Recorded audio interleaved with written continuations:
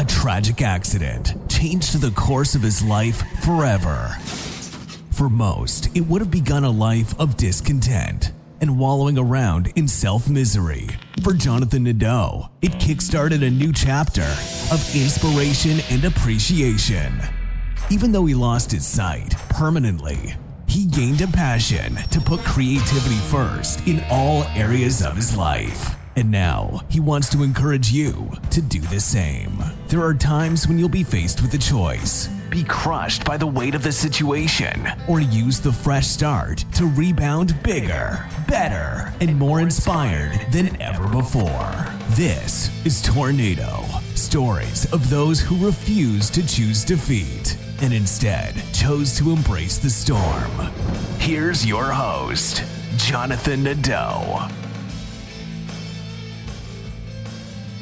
Greetings and salutations. Welcome to Embrace Your Storm. My name is Jonathan Nadeau. Thank you for joining us. Today, I've got an awesome interview for you. I'm really excited about this because this company has it's definitely like the top 5 name for an audio company name. So without any further ado, today I have on Oliver, and he is from Death by Audio. Like that, I told him before the interview, like that's the coolest name ever. So Oliver, thanks for coming on, man. Hey, thanks so much for having me, Jonathan. Yeah, I appreciate it. Death by Audio, that is the coolest name ever. Did you have to fight to get that name, or was it just freely available and you were able to just use it out of the gate? It was freely available. I was the first to think of it. So nice. There you go. That is perfection right there. So Oliver, if the audience isn't aware of Death by Audio, can you tell them a little bit about kind of like what you guys are doing with these pedals? And we'll get to a little bit of what drove you to want to do that afterwards. But what are you guys doing with these pedals from Death by Audio? Yeah, we're building like really crazy effects pedals in a warehouse in Queens, and it's like a crew of like 11 people, and they're just these things that make like the most craziest, insane sounds that anyone's ever heard. I can believe that, and I haven't used a Death by Audio pedal, but I was looking at your website. I didn't memorize any of the names of your pedals, but I'm sure you know some of them. You want to just rattle off some of the names, because when people hear the names, they're gonna be like, I need to plug my whatever into that and see what happens. Totally. Sound wave breakdown, harmonic transformer, total sonic annihilation, the apocalypse. The apocalypse. That was the one I saw too. I was like, what in the world happens when you plug into an apocalypse? The world ends and nobody's exactly. Dude, that is awesome. Yeah. Now, so yeah, I think you have like probably I think we had like 10 or 13 pedals, right? Or something like that, somewhere around there. Yeah, is that right? Sometimes pedals leave the line and more pedals come about all the time. Yeah. 14 or 15 or something at the moment. Yeah. That's awesome. Now, so how did you get started with this Death by Audio? Like what drove you to want to? Yeah, I asked Chris from Benson Amps, like, we as musicians, we're driven to want to record, create music, play on stage and stuff like that. But you were driven to like create a, physical like product to help out, your creation as far as like music goes. So like this drove you to like a whole nother level. So how did that happen? Yeah, I mean, I was doing a lot of different things. I was like, I wasn't that good of a musician, or at least I didn't think so. So like I wanted to, figure out ways to make sounds and become like, a creative person at the table who was doing interesting things in some other sort of way. And, at the time I was living in this warehouse in Virginia, and we were recording this record, and I've been living there for like a year and a half or something. And we were kind of, I just had so much time to sort of explore these things. So I was taking apart lots of different effects pedals. I was taking apart amplifiers and stuff and trying to figure out how this stuff works, to try to figure out maybe there was some magic way to make something crazy happen that wasn't available. Dude, that is awesome, because and people will find out soon enough, like, here you are, you're breaking open these pedals, like you have no background, like electrical or mechanical background. You're just like cracking open pedals, being like, all right, I know I'm not getting the sound that I want. I'm assuming you probably had an idea, or maybe not an idea, but you just knew you wanted something different. And here you are, like tinkering with stuff like that. That's just awesome. It's awesome that you did that, and it's like you bring it to a whole nother level. Like, so as you're working on the pedals in that warehouse, like, were you able to kind of get, like, did you just blow stuff up and break stuff, or were you able to kind of get some things going and we're like, okay, that kind of did something different? Constantly breaking things. Nothing was working. I mean, it even took me so long to teach myself how to solder. I've been doing this even for like years, kind of trying to figure this out because I had at least like a somewhat of an interest in it. Like I was playing the bass guitar and I'll try to rewire it or something to make it sound different. And then it just was like really hard to do. And so, eventually you start to learn some of these kinds of things and you start to learn how some of this stuff works and you figure out a couple things about it and you kind of make some of this stuff happen. Man, and well, speaking of making stuff happen, you, in order to make this happen, went to things that kids don't know what these are these days, libraries, where books are held, like these things that have pages in them and everything. You went to a library because the internet wasn't exactly around at this time. So you were like, you said you'd be going to like different towns, and if you found out they had like a technical library, you'd be like diving into it, like reading books, right? Totally, all the time, and like copying diagrams and stuff and like just trying to gain as much information as I could about these things. I would read these books and I would even buy some books and I would read them like from cover to cover and have no idea what they were talking about in the whole entire book. About you were talking about how you're a computer programmer. Yeah. Even read books about computer programming and it's like, okay, first 12 pages or something like that. I know what they're talking about. Right, exactly. To dive into what the heck is this? And then, but I'd be like, you know what? I don't have any way to like, work on this stuff, because I don't even know what the heck they're talking about. So I'm just going to read the whole book and maybe this information will kind of speak to me in the future. Yeah. Help guide some ideas and decisions. And, definitely that stuff kind of keeps on coming up where you're like, oh yeah, that's kind of what someone was. I feel like I've heard this before. Is like okay, yeah, or something, and so. But I think of those like every little teeny bit of knowledge that you can kind of gain, you can use as like building blocks to kind of create things as well as inspire you for other ideas. Totally, yeah, because knowing about that stuff makes you inspired to want to do something else. Absolutely, I know. It was kind of interesting hearing you say how like you could hear a sound like from an instrument or just something from a band that they're playing, and that could inspire you to be like, ooh, what if I made a pedal that could do whatever? Like I was like, that's interesting to hear. Like just a creative person in that sense being like, oh, how could I be inspired to manipulate sound? Like, I don't know, it's cool. Totally. And you also even start to realize like that there's even more to some of these things than even just sound. It's even like performance and stuff or all of this stuff. Like when you see someone there doing something, when you see their hands moving and reaching over the controls and or even when you personally, let's say you're even recording at home, when you actually have to physically touch some sort of sliders or something with your hands or sort of switches, like there's some sort of interest and intrigue in all of that stuff. And even the way that it's designed and the ergonomics and how you like interact with it as a performer, is really important. And I think sometimes people don't even realize that stuff and they just look at like some aspects of it and then send it out or something. But that's true. Yeah. Yeah. I think all of those things are like really important and really cool. It's like the whole kind of, I don't know, the human experience helps whoever the artists are create something that will hopefully, guide them in a bigger and brighter and crazier place. Yeah. Now, as you're working on your pedals and you're reading your books in the library, what was the first pedal that you? I mean, not like first production, but do you remember the first pedal you yourself got working? Like, yes, I did it. Like this thing works. I think it was like some tone switcher or something. It was like okay. I tried to build this pedal. I think it was the first one I ever built. It was like in a wooden box. Which is nice. Bad idea. Interference from other circuits and stuff, but at some point that somehow worked, and I was like, oh my goodness, I can solder, So that's cool. So what, how did it kind of begin? Like as you started making kind of more pedals or whatever, like were you like showing people, or were like you just used it yourself, and people were like, hey, dude, that's a cool pedal. Where did you get that? Like how did that kind of come about? I mean, it was a few of those things. It was like, I think right when I had come out with the first pedal, which was Total Sonic Annihilation. But it's probably the second coolest name. And so that I had like sent out to maybe like Guitar Magazine, I think. Okay.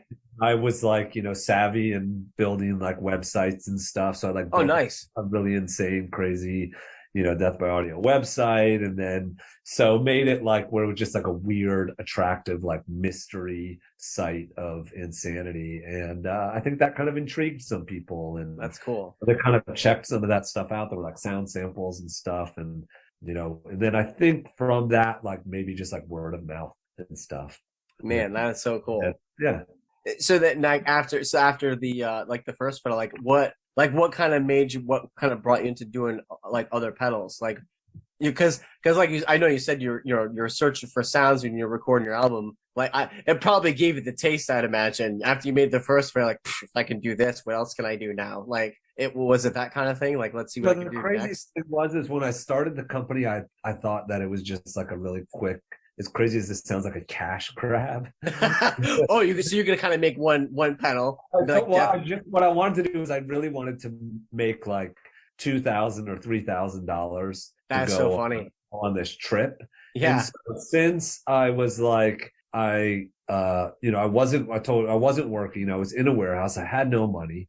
And so I had to raise this money really quick. So that was like, I was like getting closer and closer to the deadline, is why I came up with the name Death by Audio and Total Annihilation. Cause I was like, that sounds crazy. That's cool. This would be pretty awesome. And so, and it worked. And so I made enough money to go on the trip. And then, so I figured once that was done, probably the company was probably over. And then I was probably going to continue my goal of trying to be a successful musician. And, but people still kept on wanting the pedals. That is funny. That is and I was so like, funny. I want to come out with other pedals too. Did all sorts of stuff. So. Man, and so then did you start diving in more and kind of learning even more of kind of like the whole electrical aspect and transformers and all that stuff? One of the biggest things that I did is that once I started to make a couple circuits that actually worked, and I was like, and people were really interested and would write me about different options and stuff they wanted. I started doing this thing where I would take on any custom job that anyone would want to do, no matter what. Nice. So I was doing this for many years, actually. And so I built all sorts of crazy things. And so someone would give me some idea for an effect they wanted or some rack mount unit or something. And I would just name them a price. I'd be like $500, or because that sounded good to me. But then I would be like, I have no idea how to build this thing. So then I'd have to figure out, okay, how do you build an analog flanger or something? Man. And it would take me like 4 or 5 months or something to figure out that pedal, so it'd be like hours and hours and hours of work, just slaving upon these things. And so it was, it was pretty crazy, but it was also, the customers would be pissed off that the pedal took so long to build. Oh, yeah. It was a great way for me to learn even a lot more. That's interesting, because it sounds like because you took on all the kind of like those custom jobs, that helped you figure out how to make crazy, insane, these pedals by adding in all those kind of random stuff all into one thing. Totally. It sort of seemed like it was a way where I could almost be like, I don't know, being like paid to train or something. Yeah. Seriously. Like, I don't know. Like, yeah. I wasn't good at picking up a good price for people, but I'd always probably lowball everybody, but whatever. You probably got more out of learning how to do all that stuff than. Yeah, for sure. Yeah. So then, coming full circle now to kind of round to your pedals now and everything. What are some of your some of the pedals that you have, and what do they do, just so the audience kind of gets an idea of what kind of Death by Audio is all about? Like, I know you mentioned in the beginning you kind of not more into experimental, but you'd probably say not the average thing that you hear on the radio that people would listen to, I'd imagine. Yeah, I mean, it can be. There's lots of average bands that use these pedals. Some of the things are even just focused on what's the best sustaining fuzz pedal you could possibly make or something. Okay.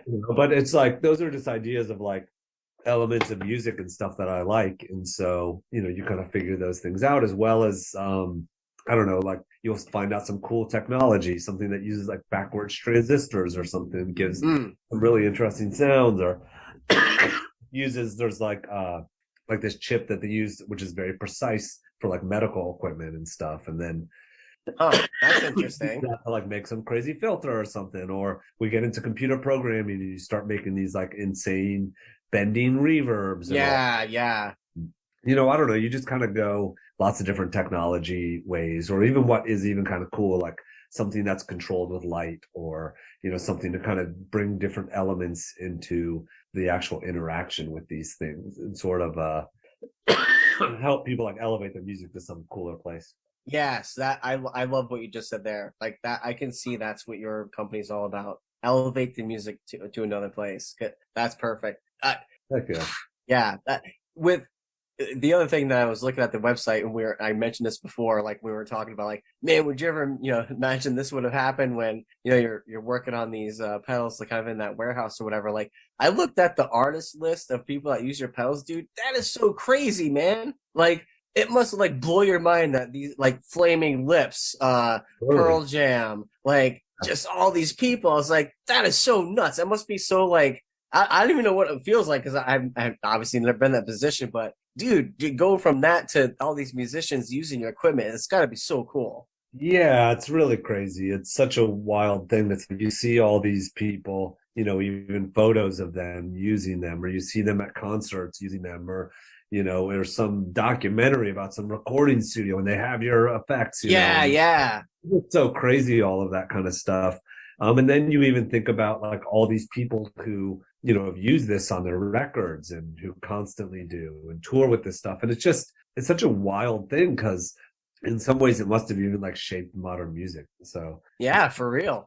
Like, it is like, I don't know. That's pretty awesome, dude. Like, and that's kind of the point of this interview. Like, for the people listening, like, Oliver just got sick of whatever one day and had to do something about it, and he just did it. And yeah, he didn't know what he's doing. He had to go to libraries and read books, and yeah, he's reading entire books and not understanding 90% of them, but here he is now. Like, I think you need to find like whatever it is that kind of drives you that you want to do, and try to like figure that out. Totally. And it's like you need to make those kind of conscious efforts in the day to be like, rather than consuming some trashy television show, or spending time on Instagram, but like be kind of working on projects and spend a little time doing that stuff. And all those kind of things sort of build up to even bigger and greater things. And you don't have to be the best like silkscreen artist that there is, but you can teach yourself how to silkscreen, and it's pretty cool. Exactly. Now we're kind of wrapping up here with Death by Audio. What are you guys coming up for 2022? Like, what do you got? Any kind of crazy ideas you're working on, or anything you want to talk about or mention, or anything coming down the road? Tons of crazy ideas since like everything that's been going on. We just got so many crazy, insane ideas. It's just nuts, and I'm so excited for all this stuff that we have working out and coming about. You must have some fun brainstorming sessions in your. Totally, yeah. I mean, as well as lots of arguing and stuff too. People are like, it will be cool, but it's funny. We have really good fun times there. Lots of jokes, lots of good kids, lots of good stuff. So, with